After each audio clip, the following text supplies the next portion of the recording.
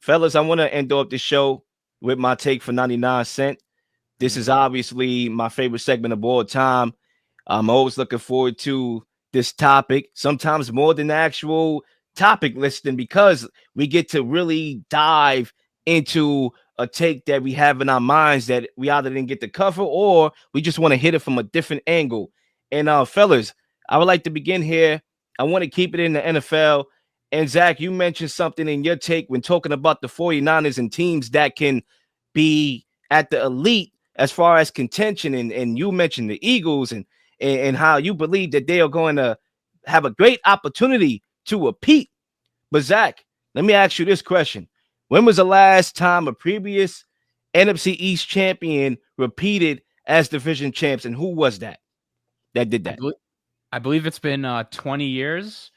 I couldn't even tell you who the team was, but I do know for a fact it's been a very long time since we've seen a NFC East team win that division 2 years in a row. I do know that. Yep, it's 2004, and that was the Eagles. That was the last team to repeat as NFC East champs back-to-back years, the Eagles in 2004. So my take for 99 is that the Eagles will not repeat as NFC champs.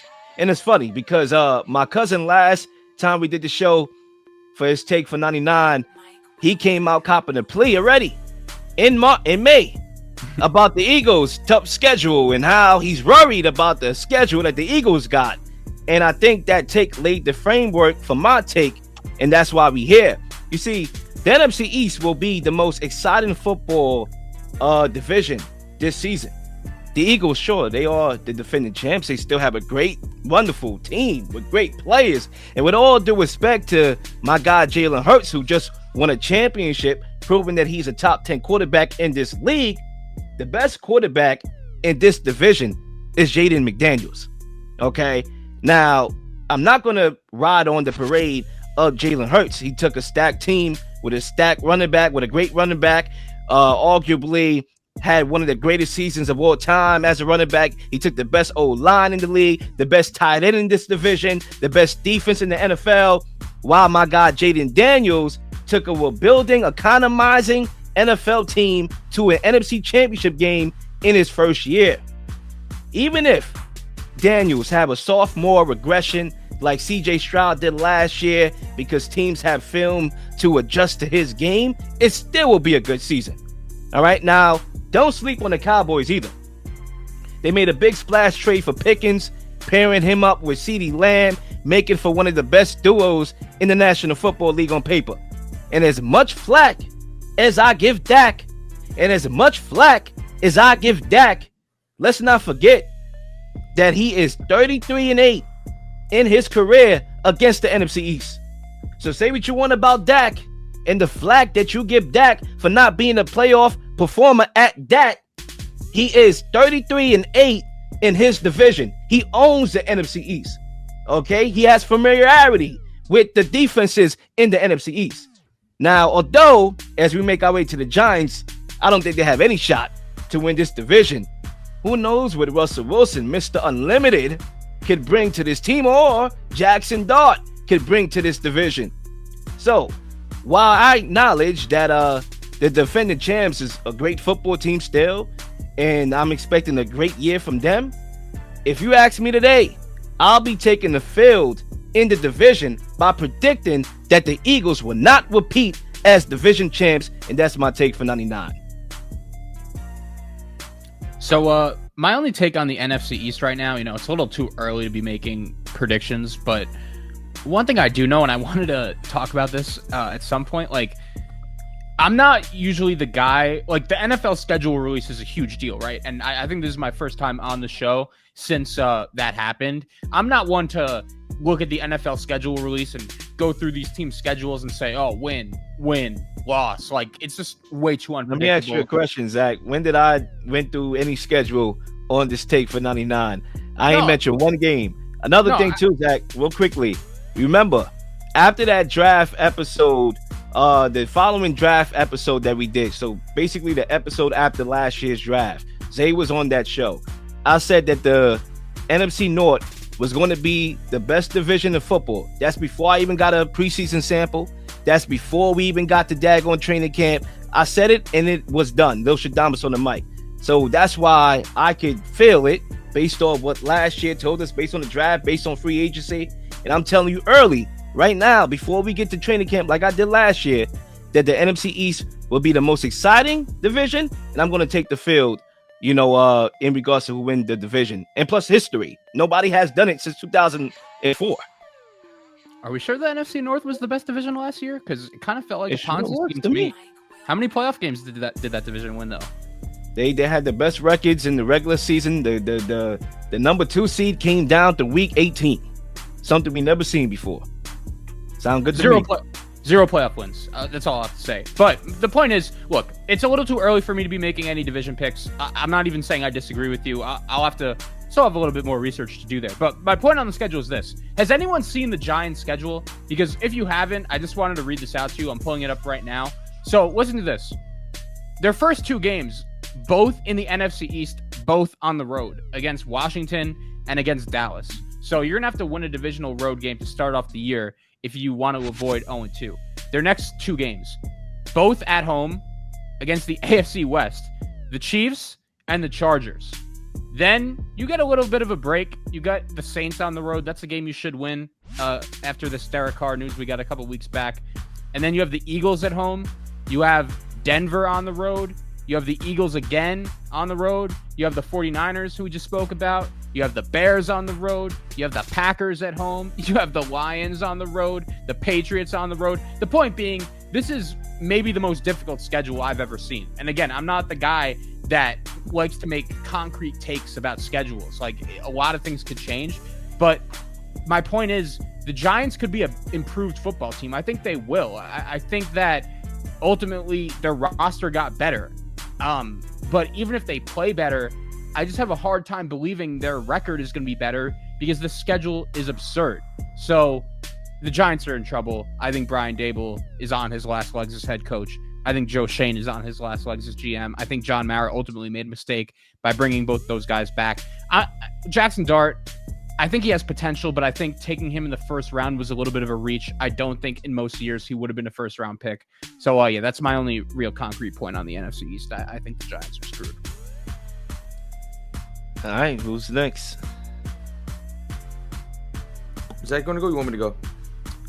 Sure, I'll go. I mean, I haven't taken the NBA, so if you wanted to stay in the NFL, Zay, you could. But I'll just stay NFL. I can do it real quick. You. NFL. My take for 99. I haven't done one of these in a while, so it's kind of exciting. My take for 99 cents is that Shedeur Sanders is going to be the best rookie quarterback in his upcoming season. I think it was a disservice what happened to him during the draft. I understand they talk about his attitude, they talk about all these other factors that just didn't make sense for me. For him to go all the way down to the 5th round pick, they try to send a message, and it's gonna backfire on 29 teams in the NFL, all the teams in the NFL. I think the teams that desperately needed a quarterback, they went with the wrong picks. I think Shedeur Sanders is a talent that he has a chip on his shoulder. At first he had a chip on his shoulder trying to get away from his father's shadow, but now he has an additional chip on his shoulder for him being disrespected all the way down to the 5th round pick. And they try to paint this image of him that didn't exist when anybody else that knew him, other reporters like I think her name is Jocelyn Anderson. I think her name is Jocelyn Anderson, but I could be wrong. Yeah, Justine. Yeah, thank you. So she again, it's just a disservice. I think he's way more talented than some 5th round pick, especially if he would have got drafted last year. He was definitely not going to no damn 5th round. So I believe Shedeur Sanders will be the best rookie quarterback coming out of this draft. I would like to respond to that. I'm glad that I went the route that I went in there. I mean, Zach tried to make me feel bad about the route that I took, but I'm glad I did because that was my second route, was to talk about Shedeur Sanders. And I'm glad that I was able to kill 2 birds with 1 stone here because I'm going to respond to that. Look, I'm not going to talk about the draft slide because I already did a whole show dedicated to that. My thoughts will remain my thoughts, on that situation. I think what's done is done. People feel how they feel, whether it's good, whether it's bad. We could leave that there. But I do think looking at this quarterback battle, and I'm glad that you brought up that you think he could win Rookie of the Year because the question is, will he even win the job? when you look at this quarterback battle, I think it's very polarizing in a lot of ways. And the narrative that people are just making up stuff about Shedeur, I think it's I don't think it's true. I think where they smoke there's fire. I mean, look at Caleb Williams last year. There was a lot of reports that we thought was inaccurate, and then come to find out it was. We get a report a couple weeks ago that he thought about playing in the CFL and hiring a lawyer to avoid Chicago. So all those smoke screens that we kind of was like, oh, nah, that's pre-draft stuff. That's false narratives, came to be true out of his own mouth, right? So I think where there's smoke, there's fire, right? I don't think there's nobody making up a report. So I do believe that there were some things that allowed him to fall late in the draft and some factors that were out of his control and some that were in his control. But I will say this about the quarterback battle going forward. Everybody here has something to prove. They all dealt with their fair shares of criticisms, not just Shedeur. I mean, you look at Joe Flacco, he came from Delaware State at HBCU. I'm pretty sure he had to prove himself, even though he was drafted in the first round. Kenny Pickett got criticized for his hand size. Okay, Tyler Gabriel is getting criticized for his size, right? So the fact that we are trying to make this pity party for Shedeur Sanders is irrelevant because everybody here on this roster has gotten criticized through the pre-draft process, okay, or is getting criticized now. Deshaun Watson, can he play football again? Okay, so again, everybody here has something to prove, and that's why I think it's going to make for a very interesting, intriguing quarterback battle to see who will be quarterback week 1 and who can remain quarterback going forward, because since Baker Mayfield in 2020, the Browns have not had a full-time starter. So we'll see about that. Yeah, Zay, I'm going to ask you, like, how are you expecting the Browns quarterback competition to play out? And do you expect Shedeur to be able to get onto the field as a rookie? I think I expect him to be on the field as a rookie. I think Joe Flacco, as dynamic as the offense has been on spurts with Joe Flacco at quarterback, I know the Browns' plan is to get Shedeur or Dylan Gabriel, whoever they decide to choose, acclimated into the system fairly quickly, and they want to give him as many reps as possible. I don't know if starting Joe Flacco day one is the best way to go about it, especially since they want to move on from Deshaun Watson. So they have to figure out which quarterback they're going to stick with between Gabriel or Sanders for the foreseeable future. So I think in terms of just like how I see them getting on the field, I think Shedeur, if he has time in that pocket, which the Browns give their quarterbacks normally, he has all the time in the world to let the plays play out. And he's a guy who has accuracy on his side. He's an accurate throwing quarterback, which puts him on the football field no matter what, right? If the X's and O's is good, he could throw the ball anywhere. Deep ball, in middle field, outside the numbers, inside the numbers. There's not a spot in the world that Shedeur Sanders cannot throw the football with a tight window. That's how I see him getting on the football field. I think in my opinion, I think the Browns are going to stay away from Joe Flacco if they see that the young guys have promise, because it opens the door for them to move Deshaun Watson sooner than later. Because if you're sticking with Joe Flacco and then Watson comes back, you're going to bring in Watson right away. You're not going to just stick with Joe Flacco. So I think for me, that's how I see the Browns getting into using one of their quarterbacks, rookie quarterbacks, to start this season. Yeah, that's really my number one question for this team right now is how are the reps spread across training camp and how many of these guys are even making the team? If I were to guess, I do think Flacco is probably going to be the week 1 starter just because he has the most experience of the bunch. He's had some success with Stefanski. He's a good leader. I don't necessarily think that team is going to be trying to win anything right now. But at the same time, Kevin Stefanski, like, he's kind of on the hot seat entering the season. I don't think Cleveland could afford to be, one of the worst teams in the NFL again, like they were last year. So I'm just curious to see, like, does Pickett get traded or cut? Does Gabriel get traded? I do agree, though. I do think we're going to see Shedeur on the field at some point as a rookie. And even no matter what Cleveland's record is at that point, like, all those games are going to be must-see TV. Because I do think for a 5th-round pick, that was pretty good value on their part. All right, Zach, bring us home. All right, I'm going to go into the NBA for my take for 99 and a few points I wanted to make. So the Eastern Conference this year, it's super fascinating to me because throughout the regular season, the narrative was it's Cleveland, it's Boston, and then it's everybody else. Both those teams really were able to separate themselves from the rest of the pack in the regular season, but we know in the playoffs right now, neither of those two teams are standing. And whenever this happens, I always am interested to see how those front offices approach the offseason. Like, are they just going to say, oh, a few things went wrong and we're just going to run it back? Or are they going to say, okay, we have to make some major changes? And Boston, I kind of put them into a different category because of the Tatum injury. I feel like next year is going to be a retool year. Like, I don't expect them to trade Jaylen Brown. I don't expect them to trade Derek White. I think that in 2 years, most of that core is still going to be there. You know, there'll be some changes here and there. I think Drew Holiday's probably gone. I think Porzingis is probably gone sooner rather than later, but I don't think Boston is going to make any major changes. We get to Cleveland, though, and this is a little bit more interesting to me because you could make the argument Evan Mobley didn't play in Game 2 of that series. We know Donovan Mitchell was banged up through that series against Indiana. We know that Darius Garland was hurt throughout that series. But for me, I don't think you could just chalk that Pacers series up as we were injured and we would have won if those guys were healthy. Like, I feel like Cleveland, they don't have to blow the whole thing up. They're close, but I don't think they could just run it back either, considering it was only a few years ago this team got embarrassed in the first round by the Knicks. So I was thinking about it, and I'm just going to say it, like, I think Cleveland is the team that makes the most sense for Giannis Antetokounmpo.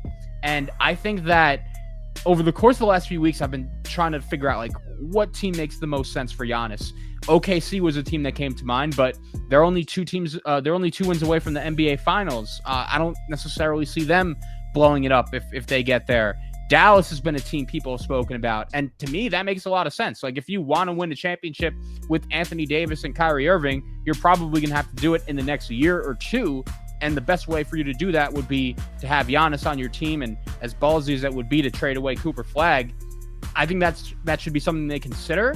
But if you read every report, it's not looking like that's going to happen. It's looking like Dallas is all in on keeping and building around Cooper Flagg. So that made me think. I think Cleveland makes the most sense because, A, I think if you're looking at it from Milwaukee's perspective, they're a team that doesn't have any first-round picks for the next 5 years. They're going to want to stay competitive next year. And I think if you're Cleveland, you start by giving them Evan Mobley. That's a guy that you could build around in the defensive as the defensive player of the year this past season.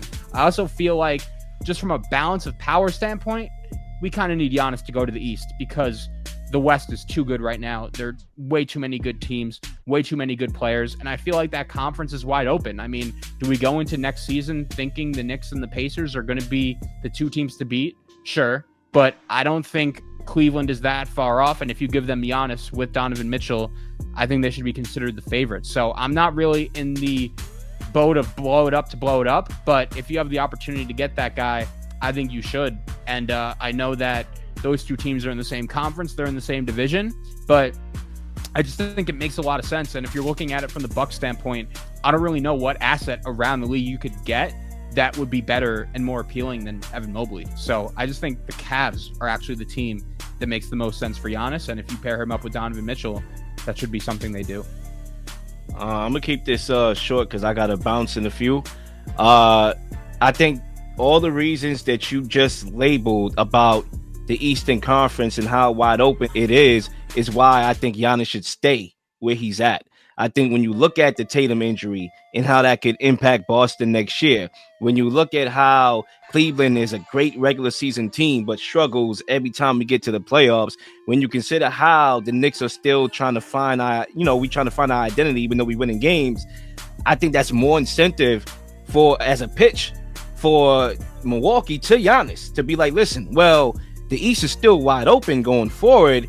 You know, we can probably add a veteran here or two and you know, try to compete because I think it's wide open. I don't think there's a team in the Eastern Conference that I'm looking at right now that I fear for the next couple years to come.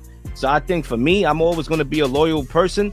I think loyalty should be something that should be heavily considered in the NBA. The Bucks did right by Giannis. They got Drew Holiday. That was a gamble. People called that an overpay. They won a championship. They got Damian Lillard. He's obviously hurt. He has to recover, just like Tatum has to recover. The Eastern Conference is wide open. I think it's actually more incentive for Milwaukee to pitch Giannis that and to try, if for Giannis to acknowledge that and try to run it back with a team that drafted him and gave him everything that he owns today. Do you think it's possible though that Giannis could win another championship in Milwaukee? Because I don't really It's know. probably not possible, but it's not like it's like I said. There's no team in the Eastern Conference right now that is world beaters to me.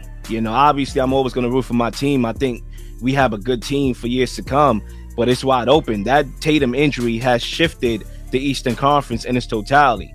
You know, because a lot of people would think that Boston next year, even though the Knicks would have still beat Boston with Tatum because we was going to go up 3-1, a lot of people would have probably still looked at Boston as a team to beat next year, but it's wide open. So I think even though they might not be the championship favorites, you have the best player in the world.